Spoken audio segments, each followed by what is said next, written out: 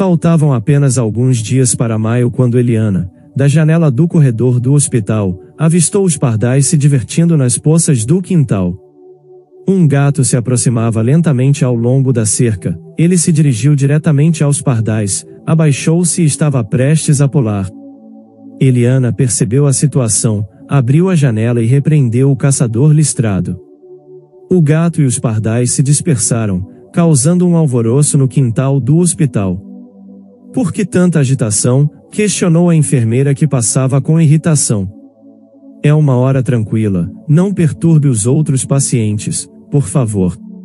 Eliana sorriu, retirou um papel do bolso e mostrou à enfermeira. Já tive alta, explicou. Estou aguardando meu marido, e peço desculpas pelo barulho, não farei novamente. A enfermeira orientou a descer e esperar pelo marido no corredor. Eliana subiu as escadas obedientemente. Em poucos minutos, já estava sentada em uma cadeira desconfortável, acariciando sua barriga redonda. As pessoas iam e vinham, abrindo e fechando a porta da frente. Eliana examinou os rostos na esperança de ver seu marido Adriano, mas ele ainda não havia chegado. Ela olhou para o relógio pela 100ª vez e pegou o telefone para chamar um táxi, mas acabou desistindo. Recordou o momento em que ouviu duas garotas próximas conversando. Elas falavam baixinho, mas Eliana conseguia captar a maior parte da conversa. Não entendo por que preciso desse bebê, disse uma das garotas, olhando para a barriga com desgosto. Murilo bebe, não trabalha em lugar nenhum, e eu tenho que trabalhar de sol a sol em 2 empregos. Minha mãe estava certa, eu deveria ter feito um aborto, mas Murilo disse que não. Mas é um grande pecado, comentou com uma careta dolorosa. Dizem que torna a vida muito difícil. Você não consegue dormir e contrai todo tipo de doenças. É terrível. A primeira garota sorriu amargamente, tornou-se séria e olhou para a companheira. Não é pecado ter um filho que você não pode sustentar, afirmou. Não é terrível ganhar menos que o salário mínimo, a garota sussurrou algo mais, mas Eliana não conseguiu ouvir. Levantou-se da cadeira, pegou o casaco no vestiário e saiu, apesar do dia quente. Eliana sentiu-se sombria e fria por dentro. A conversa entre as estranhas a deixou ansiosa sobre o futuro, embora Eliana estivesse confiante de que ficaria bem. Ela e seu marido Adriano trabalhavam na mesma empresa. Adriano ganhava bem e poderia sustentar não apenas um filho, mas até 3, se necessário. Eliana também estava financeiramente independente. Mesmo sabendo que não corria perigo de pobreza, ela experimentou uma sensação sombria interna, um tipo de desespero e alienação. Sentia-se como se estivesse sozinha em outro planeta. Sentada no táxi, olhou saudosamente para as casas cinzentas onde pessoas igualmente cinzentas e sem características viviam. Já fui como eles, e ninguém se importava comigo também, refletiu Eliana, observando pela janela mais uma vez. Na infância, seu maior desejo era ter um pai. Em vez disso, ela tinha a tia Mariana em vez da mãe. Mariana adotou a pequena Eliana após o falecimento de sua mãe. A tia Mariana desconhecia a identidade do pai de Eliana, sua irmã Evelyn era reservada e mantinha sua vida pessoal em segredo. Além disso, ela morava em outra cidade e via sua irmã apenas algumas vezes por ano. Evelyn deu à luz a Eliana fora do casamento, e para sustentar sua filha, acumulou enormes dívidas que nunca conseguiu pagar. Ela tirou a própria vida com uma overdose de comprimidos para dormir. Mariana adotou a sobrinha órfã e fez todo o esforço para substituir a mãe. Ela teve sucesso. Depois de aprender a falar, Eliana passou a chamar Mariana de mãe, retribuindo todos os esforços. Ao atingir a idade escolar, Eliana frequentemente questionava a tia sobre a ausência de um homem em casa. Todos os colegas mencionavam pais, irmãos mais velhos, tios, avós, mas Eliana tinha apenas Mariana e mais ninguém. Os homens nunca prestavam atenção a Mariana, então ela apenas encolhia os ombros e ria. Quando crescer, você pode arranjar um marido, Embora eu prefira um cachorro ou um gato, era sua resposta comum. Eliana era uma criança na época, então não compreendia totalmente o que Mariana queria dizer. O tempo passou no ensino médio e depois na universidade. Ela descobriu o significado do amor, do afeto e da separação, mas tudo se revelou trivial e ingenuamente infantil quando conheceu Adriano, seu futuro marido.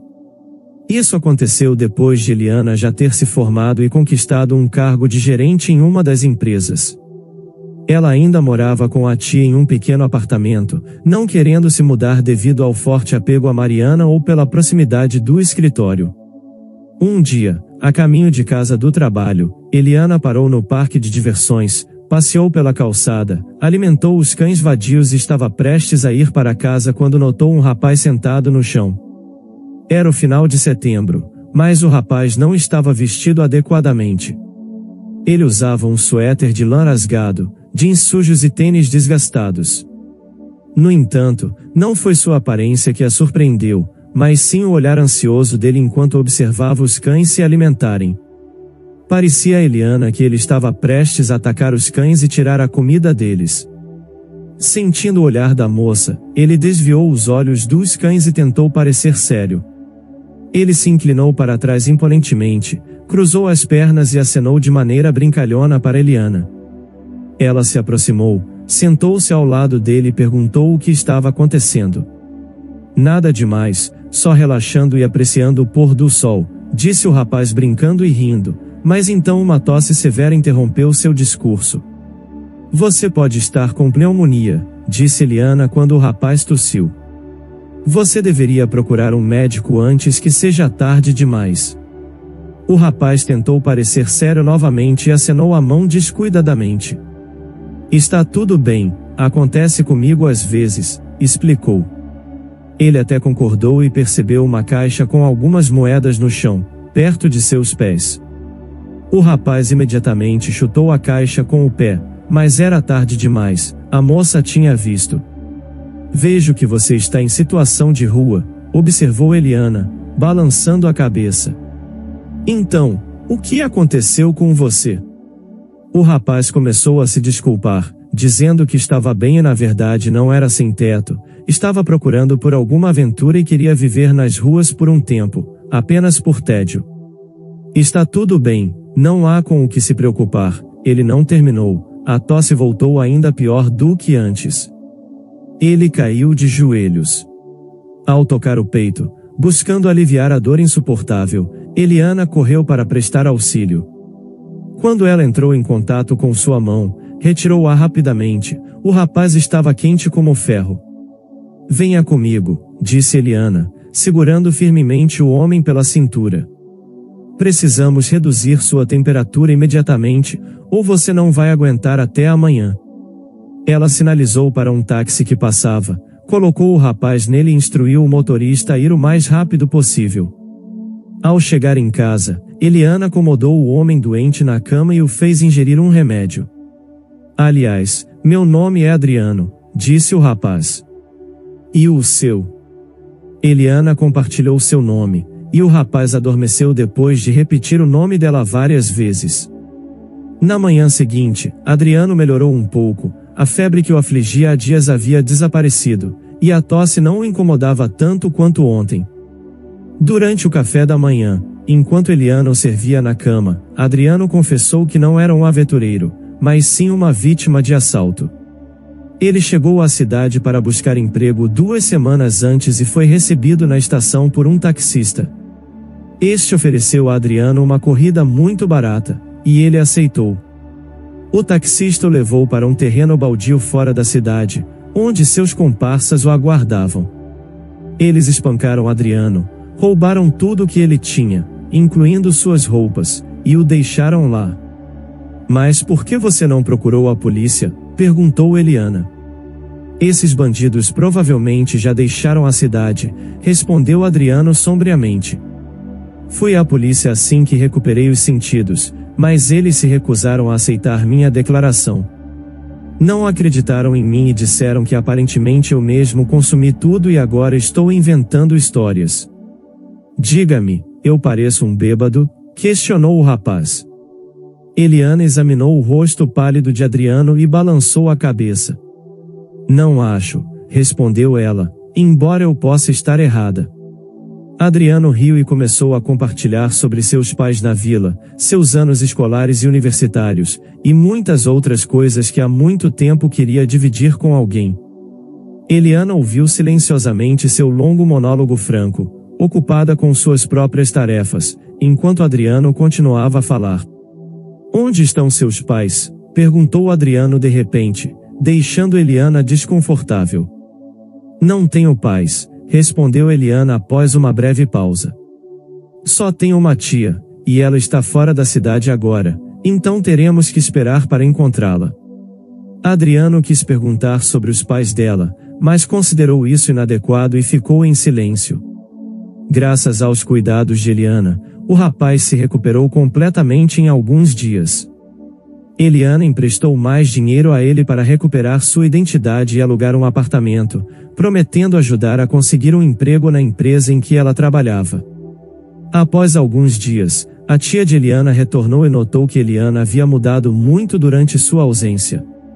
Ela perguntou o que aconteceu, mas Eliana apenas sorriu misteriosamente, sem querer revelar nada sobre Adriano, pelo menos até que ele se recuperasse e a natureza do relacionamento deles se tornasse clara. Eliana não teve que esperar muito por isso. Um mês depois, Adriano recebeu seu primeiro salário e convidou Eliana para um restaurante, onde a pediu em casamento. Em seguida, veio o casamento, a mudança para um novo apartamento e a notícia de que ela estava grávida.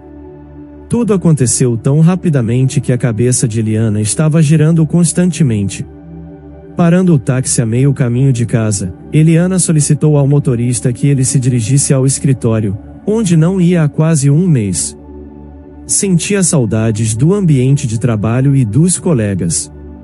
Além disso, desejava ver suas reações à sua chegada, ouvir os parabéns e experimentar talvez até olhares invejosos.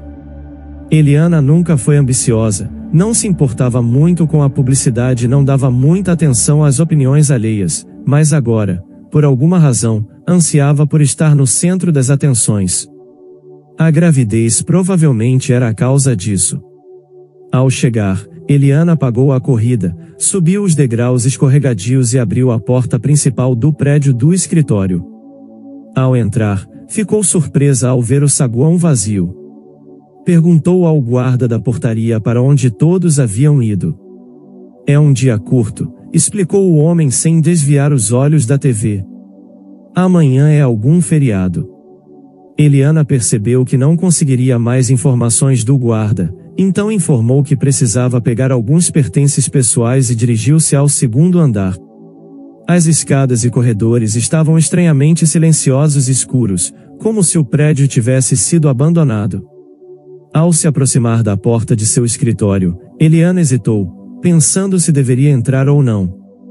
De repente, lembrou-se de que não tinha as chaves, e sorrindo com sua própria distração estava prestes a sair quando o silêncio foi quebrado pelos gemidos de alguém. Eliana andou lentamente, tentando não fazer barulho com os saltos. Os gemidos vinham do escritório do chefe. Eliana olhou pelo buraco da fechadura e não viu nada, mas ouviu a voz de um homem que lhe era muito familiar, Adriano. Não posso acreditar, pensou ela. Não pode ser ele. Eliana bateu na porta, segurou a maçaneta e ousou entrar. A cena que viu era como uma produção teatral tola que não podia ser verdade. Havia apenas dois personagens neste drama, seu marido Adriano e a filha do chefe, Selena. Ambos estavam meio nus, ao perceberem Eliana, cobriram-se desajeitadamente com o que tinham à mão. Adriano, exclamou Eliana, olhando para o marido e para Selena. O que está acontecendo aqui? Adriano, cobrindo-se com uma pasta, de alguma forma vestiu as calças e estendeu a mão para a esposa. Posso explicar tudo, exclamou, cobrindo ainda nua Selena. Espere, droga, não olhe para mim assim. Apesar disso, Eliana continuou olhando para o marido com olhos vidrados e permaneceu em silêncio. Então ela bateu com força no computador da mesa e deu um passo para trás em direção à porta. Como você pôde fazer isso comigo? Disse, tentando não chorar. E desde quando começou seu caso? Quando eu estava no hospital ou antes? Adriano correu para a esposa, mas logo se arrependeu, pois levou um tapa que queimou instantaneamente em seu rosto. Maldito seja você, Adriano. Nunca vou te perdoar por isso. Ela saiu correndo pela porta, desceu as escadas e saiu do prédio, surpreendendo o guarda com seu comportamento. Parecia que alguém tinha despejado nitrogênio líquido no peito de Eliana. Ela nunca sentiu um frio morto assim por dentro. O mundo ao seu redor mudou. As casas cinzentas pareciam ainda mais cinzentas e sujas, os pássaros estavam em silêncio, e as pessoas que passavam tinham manchas escuras e embaçadas em vez de rostos. Esses fantasmas perseguiram Eliana até sua casa. Ela entrou no apartamento, caiu de joelhos e chorou. Mariana entendeu imediatamente tudo e sentou-se silenciosamente ao lado de Eliana. Elas ficaram assim por um longo tempo, e Eliana não conseguiu se acalmar. Um repentino sentimento de ressentimento, ódio e incompreensão dilacerava Eliana, como uma punhalada. Uma intensa dor atravessou seu baixo ventre, ligando-a a cair para trás, agarrando o estômago com as mãos e soltando gritos de agonia. A dor aguda persistia, e Eliana estava à beira da inconsciência. Mariana, ao perceber que sua sobrinha estava em trabalho de parto, correu para chamar uma ambulância. Quando voltou, Eliana já estava desacordada. O processo de parto tornou-se uma confusão na mente de Eliana. Quando a jovem recuperou a consciência, a enfermeira informou que ela havia dado à luz a um menino, perguntando se ela desejava vê-lo. Eliana negou com a cabeça e se cobriu com um cobertor. Surpresa, alguém comentou: "Você passou por um trabalho de parto tão difícil e nem quer ver o bebê?" Com um olhar furioso, Eliana silenciou a enfermeira e solicitou que trouxessem seu filho, ficando sozinha em seguida. A enfermeira entregou o bebê e saiu imediatamente. Eliana embalou a criança nos braços, chorando ao contemplar aquele pequeno ser humano que estendia os braços em sua direção. Ela de repente recordou de uma recente conversa entre duas garotas sobre o destino desafiador que enfrentava. Sem marido e sem emprego, Eliana se viu em uma situação difícil.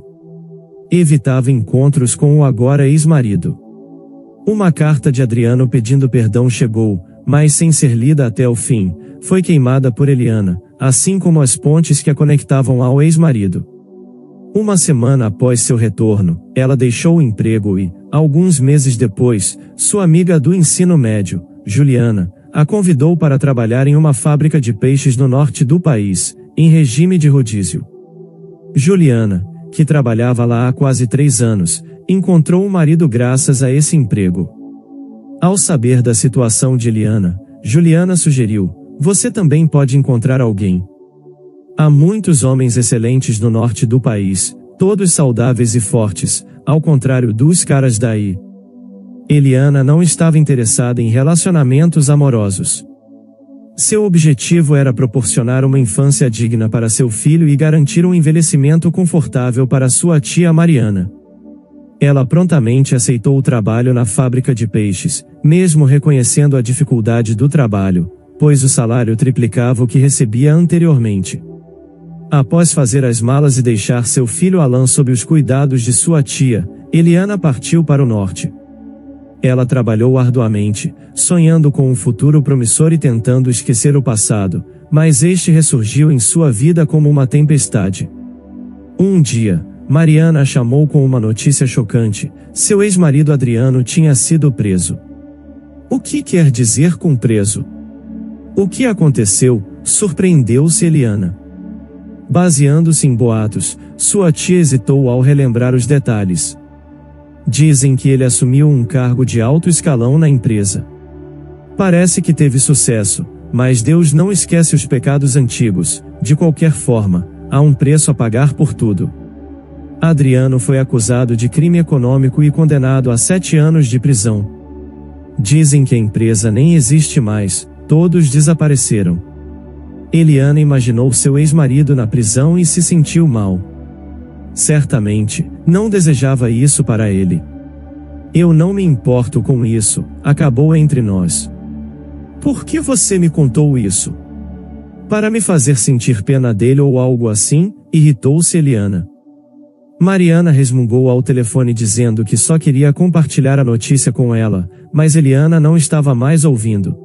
Ela guardou o celular no bolso e contemplou o céu nortista desprovido de nuvens. Um pensamento estranho e surpreendente cruzou sua mente, imaginando-se, em algum lugar distante, do outro lado do país, Adriano também estaria admirando o céu, pensando nela. Eliana afastou esse pensamento e voltou ao trabalho, recuperando o esfregão que havia caído. O pensamento sobre seu ex-marido desapareceu tão abruptamente quanto surgiu. 7 anos se passaram, o período de prisão de Adriano chegou ao fim, e ele saiu pelos portões da prisão acompanhado pelo guarda penitenciário.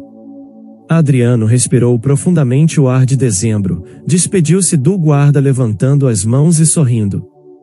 Pronto, agora sou um homem livre, gritou ao topo dos pulmões. Sem olhar para trás, virou-se e dirigiu-se apressadamente à estação de ônibus. Durante toda a viagem de ônibus, Adriano dormiu, abrindo os olhos apenas quando o velho veículo parou com um rangido. A cidade tinha mudado consideravelmente ao longo dos anos. Sentado à mesa de um café, saboreando um frango grelhado, Adriano refletia sobre seus próximos passos. Sem ter para onde ir, seus pais haviam falecido 2 anos antes, quase simultaneamente. Seu pai partiu primeiro e, alguns meses depois, sua mãe também se foi. Sua casa, provavelmente em péssimo estado, não valia a pena ser revisitada. Embora pudesse procurar serviço na cidade, Adriano sabia que seria uma perda de tempo. Ninguém ia querer empregar alguém condenado por um crime econômico. Absorvido em seus pensamentos sombrios, esqueceu-se do frango, só lembrando quando uma mãozinha se estendeu até a mesa. Adriano segurou a mão, encarou o ladrão nos olhos e pediu: "Por favor, solte-me." "Não vou fazer isso de novo", disse o garoto fungando o nariz. O homem abriu os dedos, e o garoto correu imediatamente em direção à saída, tropeçando em uma perna da mesa e derrubando pratos.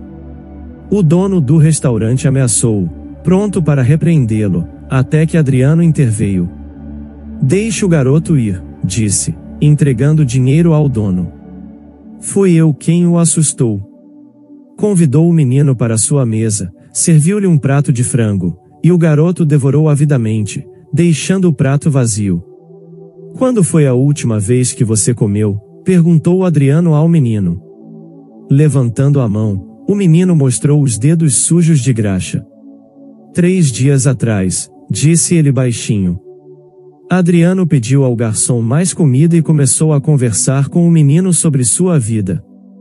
"Meu nome é Alan", apresentou-se. "Moro com minha mãe. Minha avó morava conosco, mas ela faleceu, e minha mãe ficou doente. Ela está acamada agora, e tenho medo que ela morra também, assim como a vovó." Distraído, o garçom trouxe uma tigela de sopa quente para Alan. Adriano aconselhou-o a comer. "Alan, hoje é um dia importante para mim. Saí da prisão hoje", anunciou Adriano. Alan olhou assustado e perguntou: "O que é prisão?" Confuso, Adriano respondeu brevemente: "Prisão é um lugar ruim. Seria melhor se você nunca soubesse o que é." "Meu pai também está na prisão", disse Alan abruptamente. "Estou esperando por ele há muito tempo, mas ele ainda não chegou. Mamãe diz que ele é tolo por estar lá." Adriano riu, tirou dinheiro do bolso, contou algumas notas e as colocou na mesa. "Isso é para você, Alan", entregou as notas ao menino. "Compre remédios para sua mãe." "Qual é o nome dela?" "O nome dela é Eliana." O menino agradeceu e correu para fora. Adriano o seguiu, segurando-o pelo ombro. "Alan, Você não vai acreditar. Eu conheço sua mãe. Trabalhávamos juntos.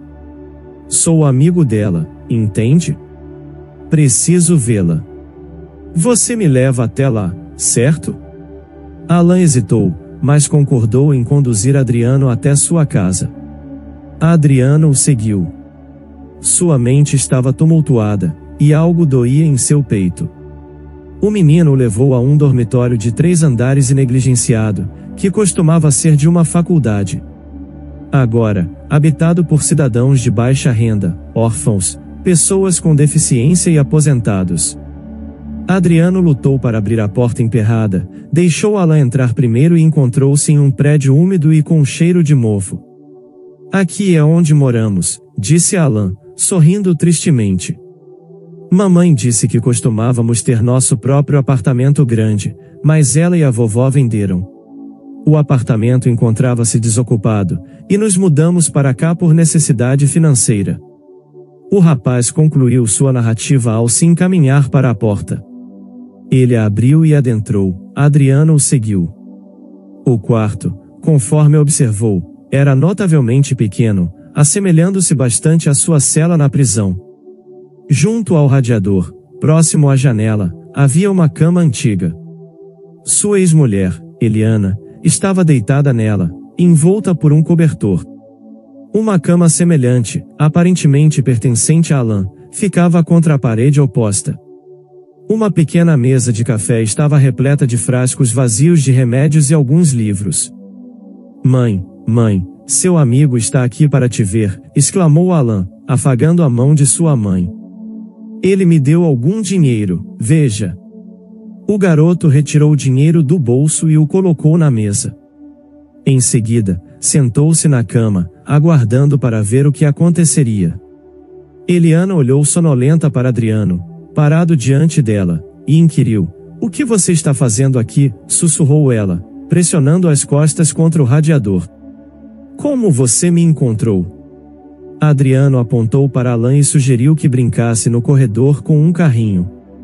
Quando ficaram sozinhos no quarto, o homem sentou-se no chão e permaneceu em silêncio por um longo tempo. "Você sabe, Eliana", ele disse sem erguer os olhos, repleto de lágrimas, "quando eu estava na prisão, costumava refletir sobre o quão ruim era. Também ponderava sobre traição e como fui ludibriado na empresa. Selena e seu pai foram os responsáveis por me enganar, mas era justo. O karma me atingiu em cheio. Recebi o que merecia pela minha maldade. Eu ansiava por voltar para casa, ser livre, iniciar uma nova vida. Sonhava que, ao sair da prisão, tudo seria igual ou até melhor. Mas hoje conheci Alan, meu filho, carente e faminto. De repente, desejei retornar à prisão. Criminosos como eu não merecem estar aqui. Não mereço estar em lugar nenhum, nem mesmo no inferno." "Você diz coisas terríveis", respondeu Eliana com a voz rouca. "Sinto pena do Alan, quem vai cuidar dele?" "Mariana se foi, não há mais ninguém para cuidar dele. Eu sou a única que resta, e vou morrer em breve." "Não seja ridícula", murmurou Adriano.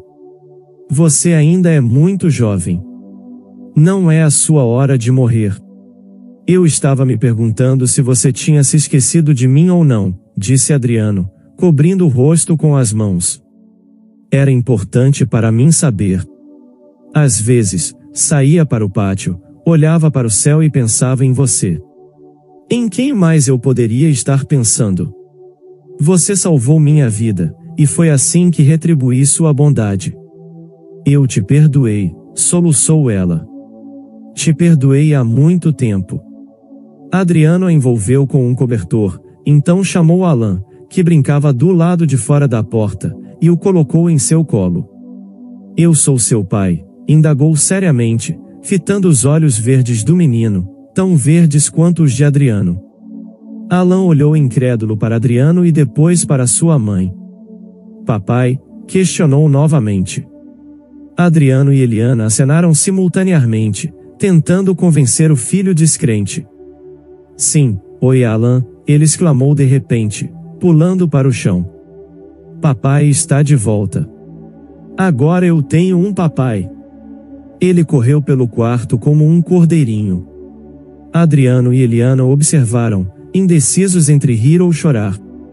No final do mês, após recuperar Eliana, Adriano os transferiu para a casa de seus pais na vila. A casa realmente precisava de alguns reparos, então ele decidiu renová-la na próxima primavera. Enquanto isso, havia outras preocupações. Ele precisava encontrar um emprego e matricular Alan na escola. Seu vizinho João ajudou Adriano a conseguir um emprego, oferecendo-lhe uma posição como trabalhador de manutenção em sua serraria e prometendo um salário digno. Adriano aceitou prontamente a oferta. João adiantou metade do salário e forneceu materiais de construção para que Adriano pudesse consertar a frente da casa. Isso é para você arrumar o portão do alpendre e talvez dar uma melhorada na frente da casa. Trarei mais materiais na primavera, explicou João enquanto ajudava Adriano a descarregar os materiais no quintal. Adriano agradeceu, e João se foi. O homem olhou ao redor do quintal e chamou Alan, que brincava do lado de fora. Bem, Alan, o Natal está chegando, disse o homem enquanto colocava seu filho em seu colo. Precisamos de uma árvore de Natal. Os olhos de Alan brilharam, e ele bateu palmas felizes. Árvore de Natal, viva! Vamos cortar uma árvore de Natal na floresta? Exclamou. Adriano riu, balançou a cabeça e disse, não, filho, vamos ao mercado comprar uma árvore de Natal. Chame sua mãe, vamos agora mesmo. Alan chamou sua mãe, e eles saíram juntos pela porta desalinhada, caminhando pela rua, sorrindo e rindo. Se você gostou dessa história, deixe aqui nos comentários a sua opinião, e claro, deixe seu like e se inscreva. Ative o sininho das notificações para não perder nenhum vídeo. Um forte abraço e até logo!